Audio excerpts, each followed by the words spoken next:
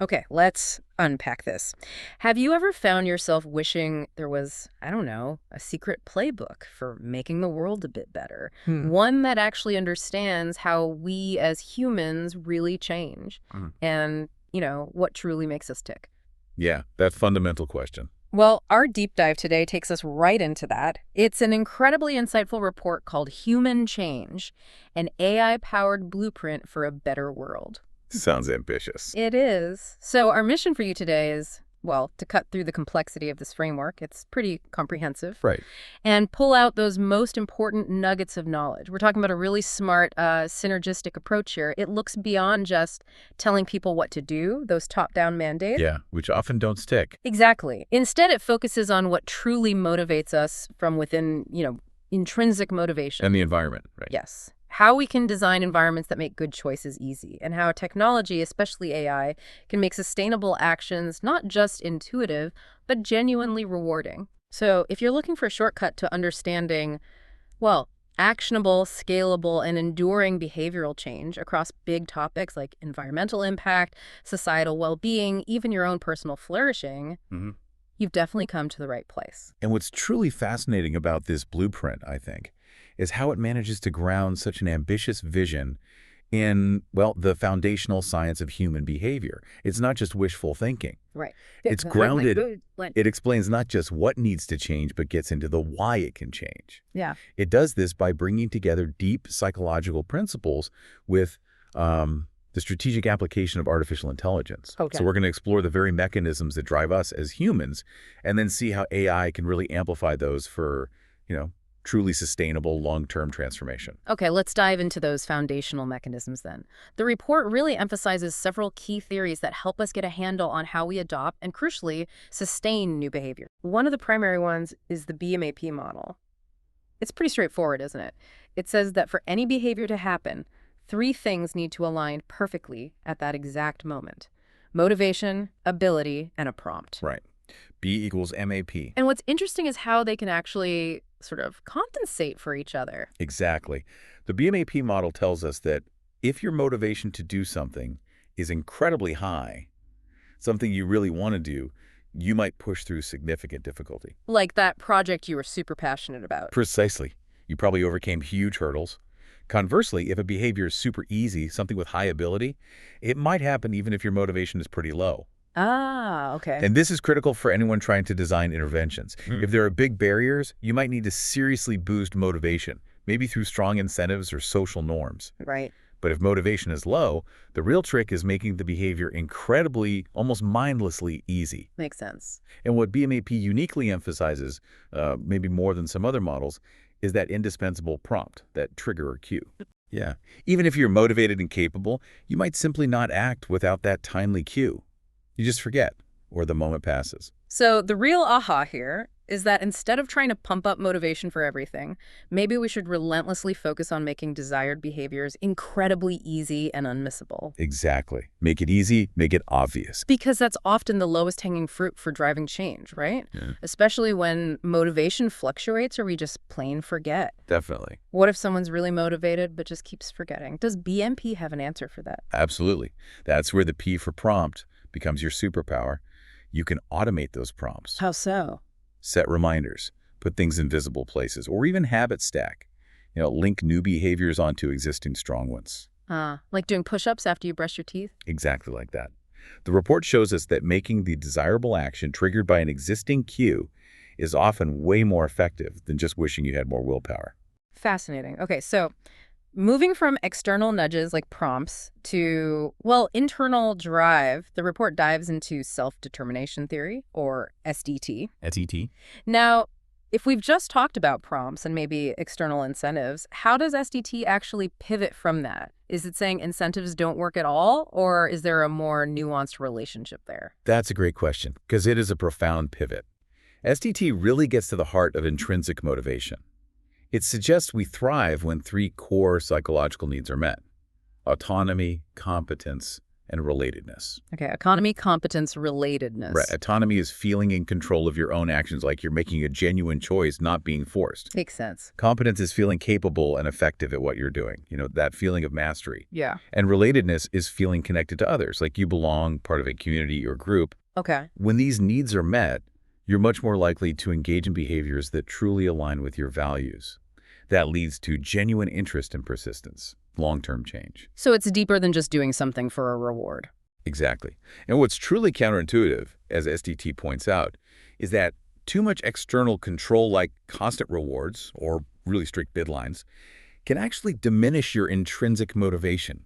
It can feel coercive. Oh, interesting. So rewards can backfire. They can. Incentives can certainly kickstart a behavior, get you over the initial hump, but they're often not enough for long-term, truly internalized change. It's not that they never work, it's that they have a specific role and need to be applied carefully, maybe faded out over time. That's a huge insight, particularly for anyone trying to drive change, whether it's in an organization or a community. It's about empowerment, right? Yeah. Fostering a genuine desire to act, not just getting superficial compliance. Precisely. Empowerment is key. And speaking of things that become automatic, the report also delves into the neuroscience of habit formation, the classic habit loop. Ah, yes, the habit loop, foundational stuff. It's basically cue triggers a routine, which leads to a reward. Cue, routine, reward. And our brain, specifically the parts involved in automation like the basal ganglia, then reinforces this loop. It makes the behavior almost unconscious over time. Like driving a car, you don't think about every little step after a while. Exactly. It's like your brain's autopilot system taking over. The more you do it, the less conscious thought it requires. Yeah. And interestingly, dopamine, the brain's reward chemical, initially spikes for the reward itself. The payoff. Right. But as a habit forms, that dopamine response actually shifts earlier to the cue. So just seeing the cues starts to feel good. In a way, yes. The anticipation of the reward, triggered by the cue, becomes the driver. This is precisely why environmental design is so powerful for sustainable behavior. How so? Well, strategically placed recycling bins or default eco-friendly settings on an app, these act as powerful cues. They can bypass conscious decision-making and help automate those desired actions. Making the good choice the easy automatic choice. Exactly. For long-term adherence, we ideally want the act itself, or its cue, to become intrinsically satisfying, moving beyond needing continuous external rewards. So it's not just about that external reward eventually, but building that internal satisfaction or even having the cue itself feel rewarding in anticipation.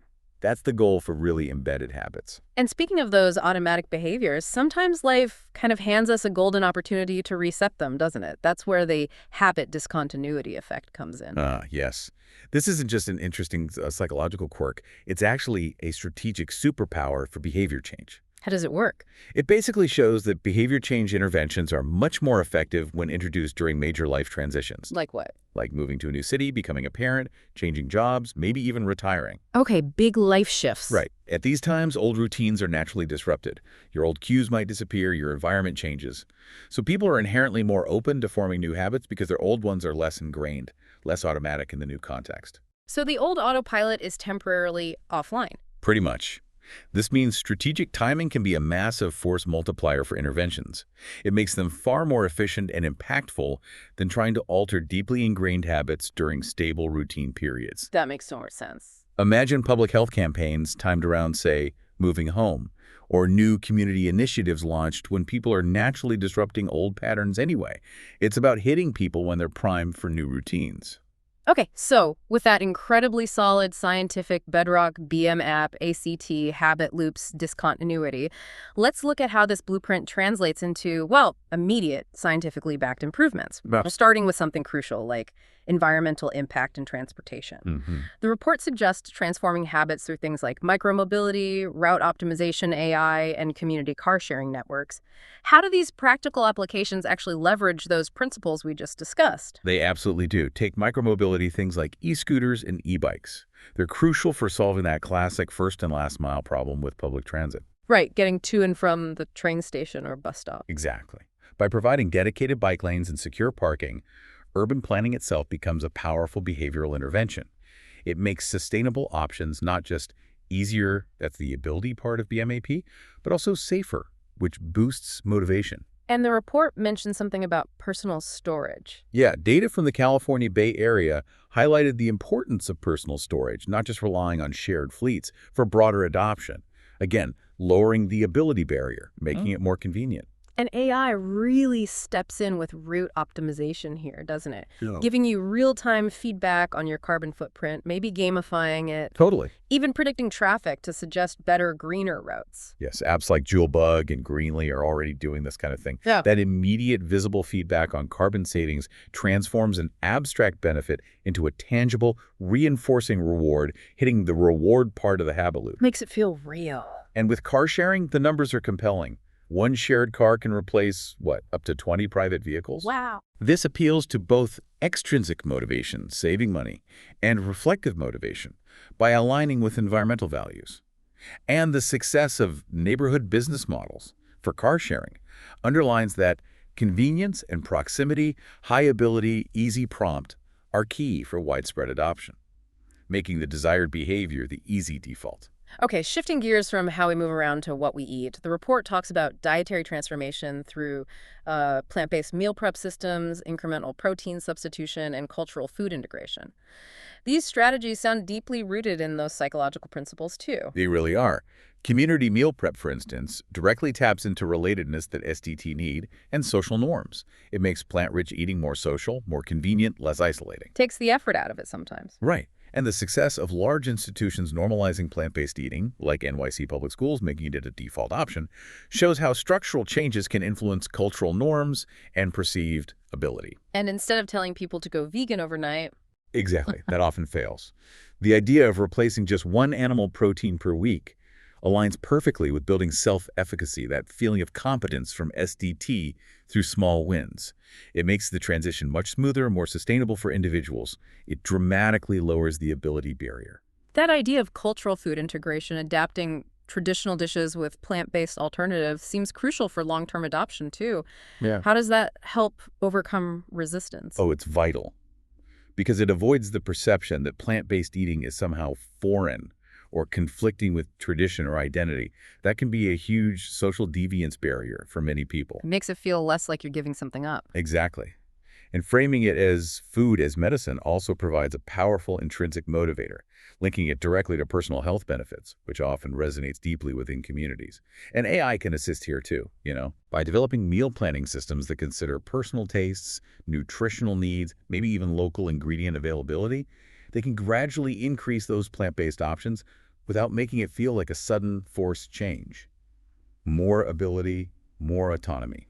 So from what we eat to what we waste, the blueprint also tackles waste reduction through systems thinking. Circular economy participation, packaging-free shopping, and upcycling innovation. Yeah, this really moves us beyond just individual choices to looking at redesigning the whole system. Repair cafes and tool libraries, for instance, directly enhance the ability and opportunity for people to participate in a circular economy.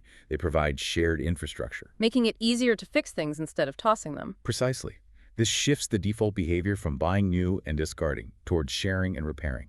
Packaging-free shopping, while it requires a consumer shift, fundamentally views discarded materials as valuable resources. It transforms the routine of shopping itself. And upcycling. Upcycling workshops make waste reduction a creative, empowering activity hitting competence and autonomy needs. Plus, they often create economic viability for artisans, adding another layer of motivation. It sounds like the success of these waste reduction strategies really hinges on consistent environmental cues, doesn't it? Making the desirable behavior automatic, like we talked about with habits. Precisely. It's about consistently prompting that desired behavior in the same context. So the environment itself, the layout of the store, the availability of the repair cafe, elicits the action, rather than requiring conscious effort and willpower every single time. Designing the world to make the right choice the easiest, most obvious choice. That's the core idea for sustainable change. Okay, beyond environmental impact, the framework extends to societal and personal well-being. Let's look at conscious consumption through behavioral economics. This includes ideas like purchase pause protocols and values-based spending tracking. Right. The purchase pause protocol is brilliant, really. By implementing a mandatory, say, 24, 48-hour waiting period for non-essential purchases, especially online. adding friction. Exactly. It directly counters impulsive buying. It creates that friction point that allows your reflective motivation, your considered values, to override those automatic, gotta have it now impulses.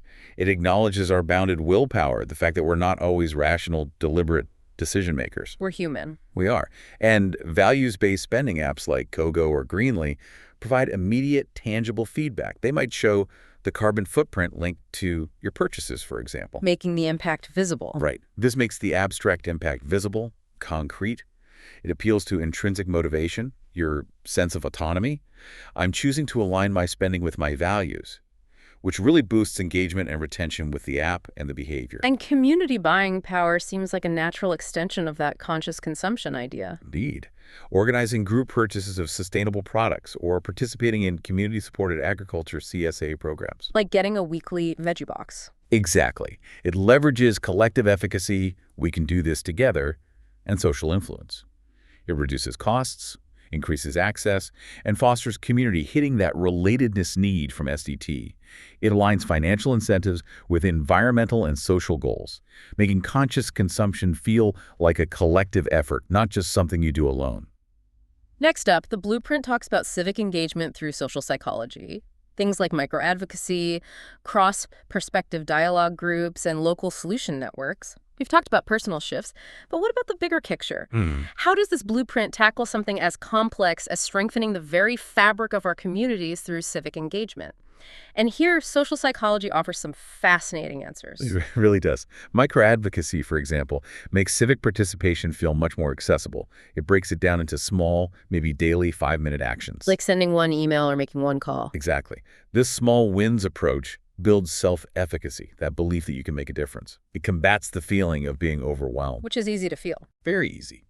Then you have cross-perspective dialogue groups. These are often rooted in the intergroup contact hypothesis, which basically says that bringing diverse groups together under the right conditions, like having shared goals and institutional support, can reduce prejudice. So, getting people talking who normally wouldn't. Yes, creating safe, structured spaces for conversation. This can reduce polarization by highlighting shared identities, shared humanity, and fostering genuine understanding, even if disagreement remains. It's about building bridges, not just winning arguments. And local solution networks. These are powerful because individuals can often see the direct results of their efforts on community-level problems, cleaning up a park, starting a neighborhood watch. That provides immediate, tangible rewards that reinforce engagement and build collective efficacy. You see the change you're making. That visible impact sounds like such a strong motivator, linking back to that reward idea. Finally, the blueprint emphasizes empathy and compassion cultivation through structured listening practices, service integration, and conflict resolution skills. Yeah, these are truly fundamental for a healthy, connected society. Active listening training, for instance, helps individuals genuinely try to understand others' perspectives, not just wait for their turn to talk. That's crucial for conflict resolution and overcoming our natural egocentrism. Seeing things from another view. Exactly. And integrating helping activities into weekly routines, making service a regular, low-effort habit, not just a special occasion thing, promotes consistent pro-social behavior. It often aligns with intrinsic satisfaction, that feeling of contributing. Making it part of the rhythm of life. Right. And learning conflict resolution techniques, often offered by nonprofits or community groups, focuses on communication, de-escalation, finding mutually beneficial outcomes, rather than just win-lose scenarios. It's about cultivating the actual skills for better human connection. Okay, so we've laid out the scientific foundations, B, MAP, SDT, habits, discontinuity, and seen how they apply across these different domains like transport, food, waste, consumption, civic life, empathy. Now let's talk about where AI really shines in all this. How can it recommend systematic improvements across personal, community, and technological domains? This is where it gets really interesting, isn't it? It truly is. Because AI can personalize and optimize individual efforts in ways we just couldn't before at scale. Like how? Well, for instance, habit stacking integration. An AI could analyze your existing strong habits, maybe from your calendar or fitness tracker, and suggest seamlessly connecting new sustainable behaviors to them. So it spots the opportunity. Right, like getting a reminder to check your carbon footprint app right after you finish your morning coffee, if that's a solid routine for you. It provides that clear cue and embeds the new behavior into an established routine. much easier than starting from scratch. Okay, that makes sense. AI also powers incredibly effective progress tracking with feedback loops, displaying real-time energy usage or showing your cumulative carbon savings from biking instead of driving.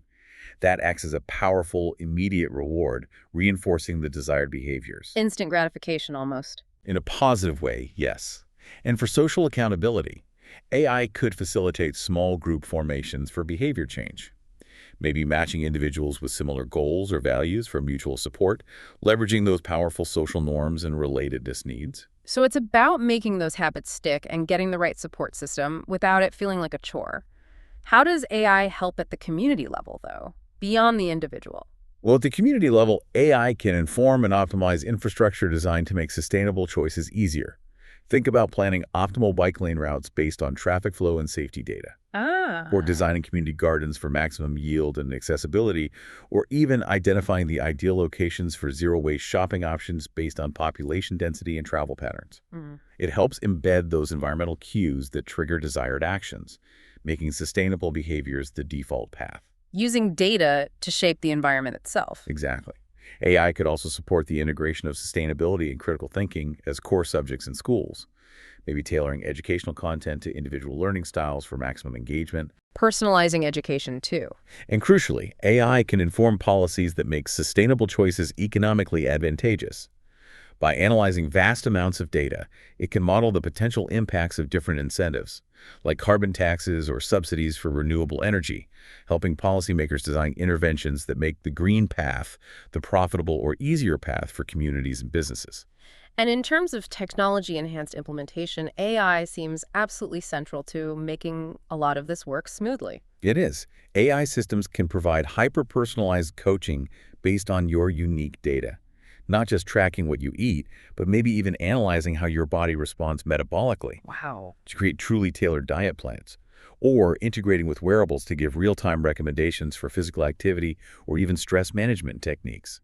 This level of customization fosters incredible autonomy and competence. You feel understood and capable. Very personalized. AI can also power community matching platforms, going beyond just support groups, connecting people with complementary skills for collaboration on local sustainability projects, or facilitating skill sharing for things like repairs or gardening. Building community capacity. Yes.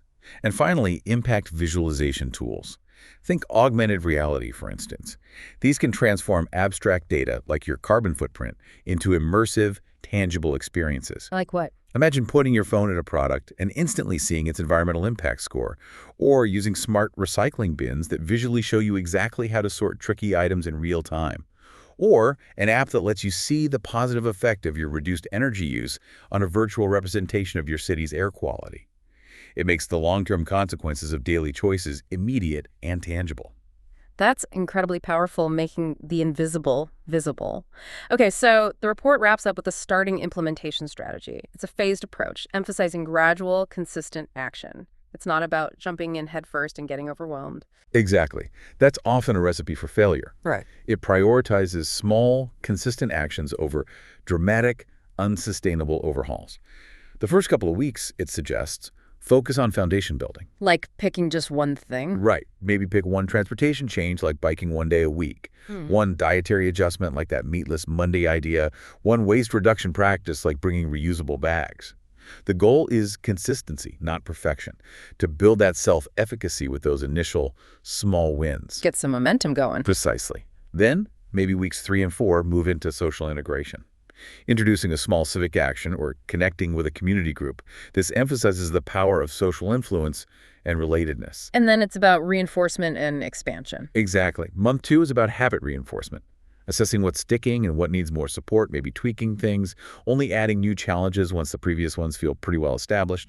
It's all about building on success, not setting yourself up to fail. Makes sense. And finally, from month 3 onwards, the focus shifts slightly towards system expansion.